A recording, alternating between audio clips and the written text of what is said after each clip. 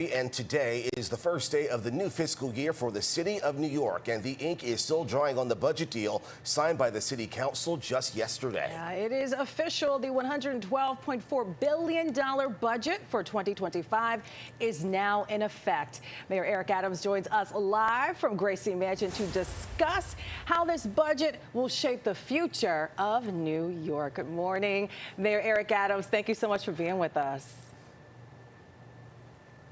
Thank you. It's great being on with both of you. I hope you're staying cool in this weather. Listen, you as well. We appreciate you.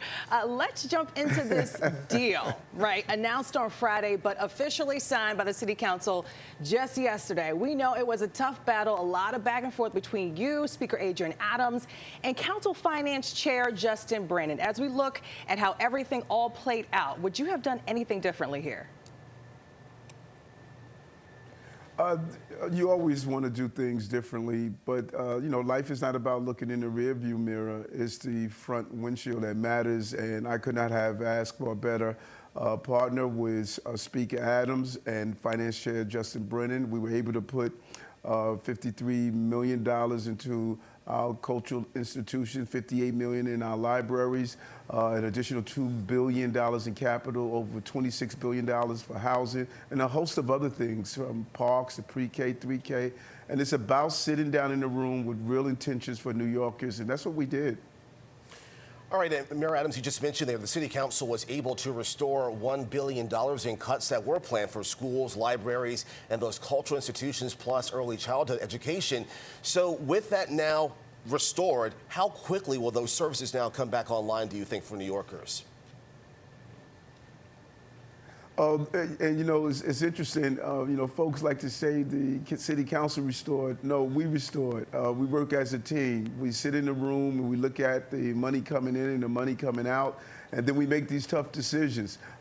We took smart decisions at the beginning of this administration that allows us to have over $8 billion in reserves during difficult times. And at the same time, we knew we had to find efficiencies. Taxpayers were not getting their money's worth.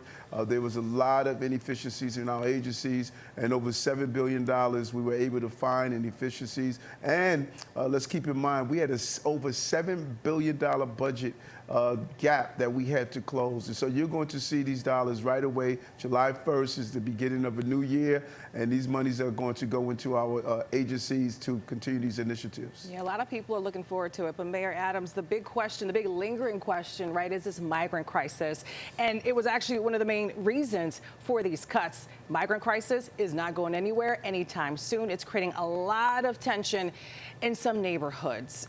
Since this migrant crisis isn't going anywhere, will we be right here this time again next year? And if not, what's the mechanism put in place to avoid it? And that's a great question. You are so right. It's not going anywhere soon. When you think about it, we spent over $4.9 billion on this crisis. Those are $4.9 billion that could have gone to other services, particularly since we had dollars that we were losing during the COVID funding from the previous administration. And when you look at the peg that we put on the spending of the migrant crisis, to make sure that we're using our dollars correctly. And next year, we are going to be looking at this as well. We're still getting close to almost 5,000 migrants a month, almost 5,000 a month that's still coming in. We made smart decisions, Deputy Mayor Williams-Eisen, of doing the 30-day program. We have about 65,000 that are still in our care. This is out of 200,000 that arrived in our city. And so I really take my hat off to the administration and New Yorkers who are making this smart decision to manage this humanitarian crisis. All right, Mayor Adams, we're going to turn our attention right now to the latest on that police-involved shooting of Wynn Rosario. His family met with the Attorney General last week, and we know Wynn would have turned 20 this week on July 4th. Have you now given any thought to reconsidering your position on suspending or firing officers who were involved in that shooting? It really breaks my heart. You know, many people know my days with 100 Blacks in law enforcement who care. Always talked about how we could have justice and safety. They go together. And one of the major problems we're facing in this city, we're dealing with severe mental health issues. And that is a crisis that we must address. Dr. Fassan has been really leaning into this problem.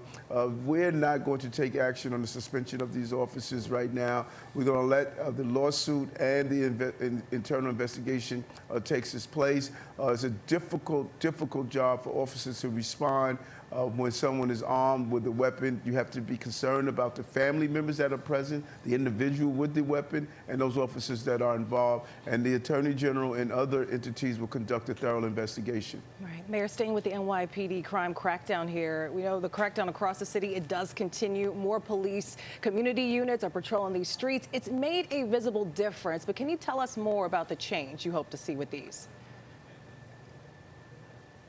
Really pleased with first Commissioner Sewell did as the police commissioner, now Commissioner Caban, who brings his own touch, and he just interacts well with the community. And it's a combination of prevention and intervention. The preventive things we're doing is everything from summer rising program to SYEP, summer employment, to justice involved young people. But then there's also the intervention. Right now, New Yorkers must be safe. We turned the corner in our transit system. January, we had a slight bump in transit crime. We have not seen that again after the 1,000 officers were surged into the system. Partnered with our Scout program and other initiatives, but we're on the street removing over 40,000 illegal mopeds, dirt bikes, and three-wheelers off our streets, going after the ghost cars as well. Over 15,000 guns removed off our streets. That's why we see a decrease in shooters and homicides in 5 of our 7 major crime categories. These officers are working. That's why we knew it was important to settle our union contract with them, and they know that we have their backs as they have the backs of New Yorkers. All right, lots of progress there. I want to switch gears now. Mayor Adams, we saw you out yesterday marching in that New York City Pride Parade, which is the largest, by the way, in the country. And despite a few protesters we saw, were there any other major issues to report there? Nothing major. Many people after the parade had to end prematurely because of the weather. Many people went to Washington Square Park. We had a couple of thousand there. When I looked at the drones that was showing the park, we had about 15,000 that was there. Officers responded. They had a light touch. It just goes to show you the discipline of the police department.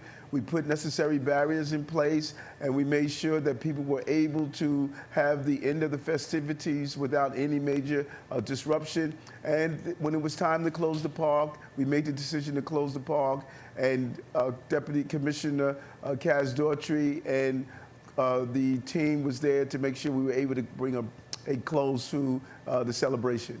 And just like that, July 1st, now looking ahead to the 4th of July celebration. How is the NYPD getting ready for those festivities? You know, it's so important, and I'm glad you said, you know, how's the NYPD getting ready? Because oftentimes during celebration, while people are celebrating, the police department must keep us safe. Because there are those who like to use these opportune times to cause some form of havoc, and we are allowing Deputy Commissioner Weiner, who's our intelligence division. She's making sure we monitor any threats to the city, and there are known credible threats. But we also are ensuring that our routes, our entryways, and how people can enjoy the festivities along our waterways, we want to make sure that they're safe. And we're asking people, you know, don't drink and drive, don't consume too much alcohol. Let's celebrate with our families and enjoy one of the best shows you're going to see. And there's a new introduction this year that I'm really excited about, and that's with drones. We really allow the use of drones in the city, and we're excited about it. Looking forward to that. Yes. And Mayor Adams, thank you so much for your time and insight and joining us here this morning. Have a good one. Thank you. Have a great holiday.